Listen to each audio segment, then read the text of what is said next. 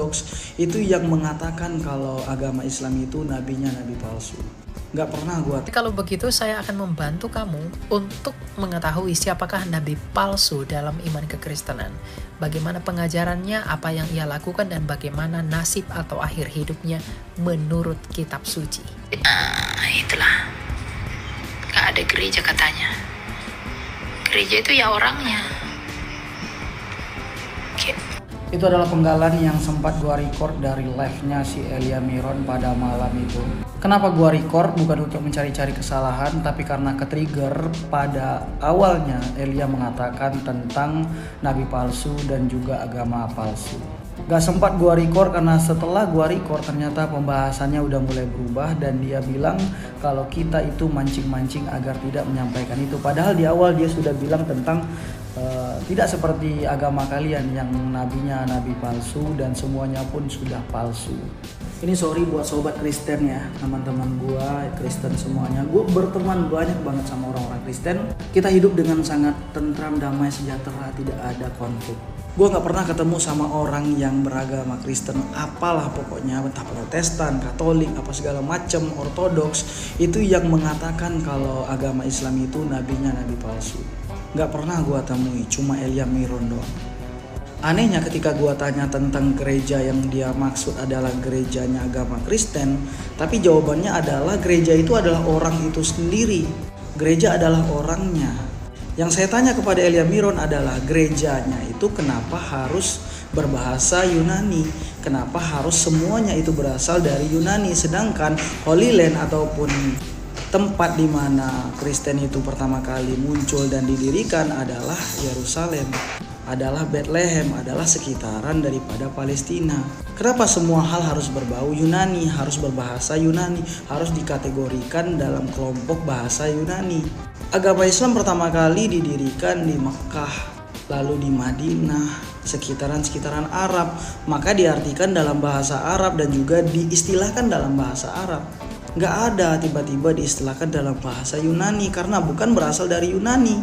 Dan pertanyaannya adalah kepada Elia Miron, kenapa agama Kristen harus diistilahkan dalam bahasa Yunani? Apakah tidak salah dikatakan sebagai agama yang berasal dari orang-orang Farisi atau orang-orang yang berasal dari Yunani? Itu pertanyaan saya kepada Elia Miron, tidak kepada orang umat-umat muslim, sahabat-sahabat gua dan teman-teman gua yang lain. Hanya terkhusus kepada Elia Miron yang sering blunder mengatakan hal-hal yang gak masuk akal.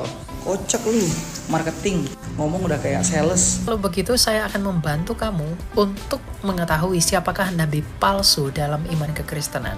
Bagaimana pengajarannya, apa yang ia lakukan, dan bagaimana nasib atau akhir hidupnya menurut kitab suci. Ciri yang pertama adalah nabi palsu akan berasal dari luar Israel. Di dalam Mazmur 147 ayat 19-20, Tuhan hanya memberikan ketetapan-ketetapan dan hukum-hukumnya kepada bangsa Israel saja. Dan ia tidak melakukan itu kepada bangsa-bangsa lain. Apalagi nabi-nabi yang dia pilih, itu hanya dari bangsa Israel untuk bangsa Israel saja. Jadi jikalau ada nabi yang mengaku nabi benar, tetapi dia dari luar bangsa Israel, dia adalah nabi palsu dan penipu. Ciri nabi palsu yang kedua adalah ia akan membelokkan kebenaran Injil melalui karya salib. Dalam Galatia 1 ayat 8 dikatakan, jikalau ada orang yang memberitakan Injil yang lain selain daripada yang diberitakan oleh para rasul, maka terkutuklah dia. Jadi jikalau ada ajaran atau nabi yang mengajarkan Yesus tidak mati, atau Yesus bukan Tuhan, Yesus bukan juru selamat, maka dia adalah nabi palsu. Karena Yesus harus mati untuk menggenapi nubuatan para nabi yang benar di perjanjian lama. Jadi jikalau ada nabi mengatakan Yesus itu tidak mati, atau bahkan Yesus itu bukan Tuhan, dia adalah nabi palsu. Ciri yang ketiga adalah nabi palsu adalah nabi yang tidak bermoral. Dalam Matius 7 ayat 16, Tuhan Yesus mengenai hal pengajaran sesat bersabda bahwa dari buahnya lah kamu kenal mereka. Artinya Tuhan Yesus mau menegaskan bahwa nabi-nabi benar, rasul-rasul benar, dan utusan-utusan benar yang datang dari Tuhan akan hidup menurut kekudusan dan hidup menurut pengajaran dan kesetiaannya kepada hukum Taurat dan juga kepada hukum Kristus yang tertinggi, yaitu mengasihi Allah dan mengasihi sesama manusia. Bukan nabi yang mengikuti keinginan hatinya dan membuat pengajaran-pengajaran menurut kesukaan hatinya untuk memuaskan hawa nafsunya. Dan ciri yang berikutnya adalah nasib akhir dari nabi palsu. Jikalau kita melihat dalam kitab Wahyu, akan dilemparkan ke dalam perapian yang menyala-nyala. Tetapi jika kita melihat dalam konteks perjanjian lama, hukuman yang diberikan Allah kepada nabi palsu seperti dalam Yeremia 23 ayat 15 adalah makan ipuh dan minum racun. Jadi nabi-nabi palsu itu Tuhan berikan minum racun untuk mati sebagai hukuman di perjanjian lama. Jadi itulah ciri-ciri nabi palsu dalam iman kekristenan. Dan yang paling mirisnya lagi adalah menurut kesaksian 2 Petrus 2 ayat 1 bahwa nabi palsu itu akan menyangkal sang penguasa dan sang penebus dan karyanya di atas kayu salib. Jadi berhikmatlah dan belajarlah.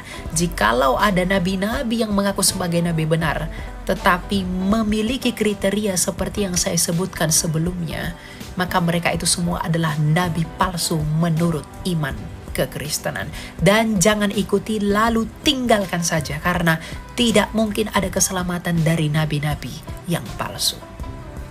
Dan saya mau menjawab pertanyaan beliau pada video yang sama mengenai kenapa orang Kristen menggunakan bahasa Yunani padahal lahir di tengah-tengah bangsa Israel yang berbahasa Ibrani. Ingat, bahasa sehari-hari orang Israel itu pada zaman Kristus adalah bahasa Aramaik. Bahasa kegamaannya adalah Ibrani, dan bahasa kitab suci itu pasti bahasa Yunani. Untuk itulah mengapa 300 tahun sebelum Yesus lahir ke dunia, perjanjian lama yang berbahasa Proto-Ibrani itu telah diterjemahkan di Alexandria menjadi bahasa Yunani karena pengaruh Helenisasi. Ingat, Helenisasi bukan Helenistik.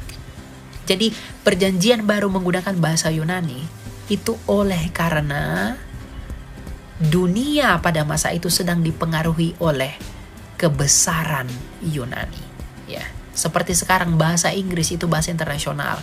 Di zaman Yesus bahasa internasional mereka adalah Yunani sebagai lingua franca. Simple. Pasal 7 ayat 21-22. Bukan setiap orang yang berseru kepadaku Tuhan, Tuhan akan masuk ke dalam kerajaan surga, melainkan dia yang melakukan kehendak Bapa-Ku yang di surga. Pada hari terakhir banyak orang akan berseru kepadaku, Tuhan, Tuhan, bukankah kami bernubuat demi namamu? Mengusir setan demi namamu, mengadakan banyak mujizat demi namamu juga. Nah, kalau ditanya apakah ayat ini memang sudah pasti ditujukan pada umat Kristen atau pendeta tertentu, kalau disebut pendeta tertentu sih saya kira tidak. Ya, karena ditanya pendeta siapa, ini kan ayat ini tidak bicara soal pendeta siapa, si A menyebut namanya, tidak. Tapi jelas bahwa ini merujuk kepada nabi-nabi palsu. Karena terlihat dari konteks, ini kan ayat 21-22. Kalau kita baca Alkitab mundur sedikit, naik sedikit, kita ketemu ayat yang ke-15. Dalam ayat 15 dia bilang, waspadalah terhadap nabi-nabi palsu yang datang padamu dengan menyamar seperti domba, tapi sesungguhnya mereka serigala yang buas. Jadi mereka itu adalah nabi-nabi palsu, tapi mereka menyamar. Mereka adalah serigala yang buas, tapi mereka berbaju domba. Karena berbaju domba, maka kelihatannya yang terlihat itu adalah kedombaannya, sedangkan keserigalaannya itu lebih samar, lebih tertutup di bagian belakang. Nah, karena itulah maka nabi-nabi palsu itu memang pasti akan terlihat seperti pendeta-pendeta juga. Ya, dia pasti khotbah, dia bawa Alkitab, dia tidak bawa dari kitab suci agama lain atau kitab mantra apapun, tidak. Dia juga pasti ngomong nama Yesus. Dia pasti ajak menyanyi juga, pasti ajak menyanyi lagu rohani. Ya. Dan karena itulah maka justru itu menjadi sangat berbahaya. Nah, memang di Matius 7 ayat 16 dan seterusnya Yesus mengatakan bahwa dari buahnya lah kamu mengenal mereka. Nah, biasanya karena hidupnya jahat. Hidupnya jahat itu tidak terlihat dari mereka bunuh orang, jual pakai narkoba kah, atau bukan. Tapi kejahatannya jauh lebih samar. Kejahatannya kejahatan terselubung. Itu bisa penyalahgunaan atau motivasi pelayanan karena uang. Dan kebanyakan nabi palsu itu dikaitkan dengan keinginan mencari keuntungan yang bersifat material daripada banyak orang Kristen, ya. Jadi mereka juga, karena mereka nabi palsu, mereka kan diutus oleh setan. Karena itu walaupun mereka Kristen, tapi mereka juga ada di gereja, dan karena itu mereka pun bisa bikin mujizat.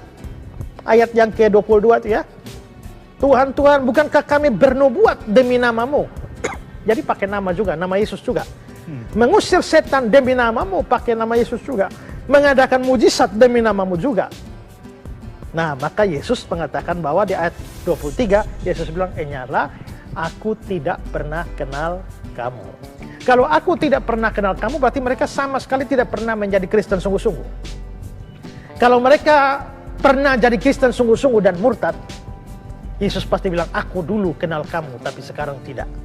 Tapi tidak begitu, "Aku tidak pernah kenal kamu." Berarti mereka walaupun bikin mujizat, walaupun bernubuat, walaupun usir setan, pakai nama Yesus, Yesus tidak kenal mereka sama sekali. Mereka bukan orang percaya, mereka nabi palsu.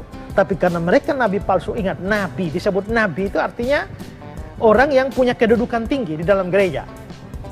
Nabi itu juga ngajar firman. Maka biasanya penyesatan itu memang datang dari petinggi-petinggi gereja, dari pendeta-pendeta, pengkhotbah, guru-guru. Jarang ada penyesatan datang dari koster, ya. Jarang ada penyesatan datang dari satpam gereja, tidak. Biasanya justru dari pengajar-pengajar. Mereka yang punya kedudukan tinggi, tapi sebenarnya mereka adalah nabi-nabi palsu. Jadi tinggal kita melihat saja, kalau kita mempelajari lebih dalam, kita harus mengetahui ciri-ciri nabi palsu itu seperti apa. Tapi kalau saudara suruh nanya gereja mana, pendeta mana, siapa, ya kita tidak bisa omong seperti itu di sini, ya. Nah, tapi kalau kita melihat ciri-ciri, kita juga bisa tahu mana-mana yang ajarannya melenceng, mana-mana yang ajarannya menyesatkan.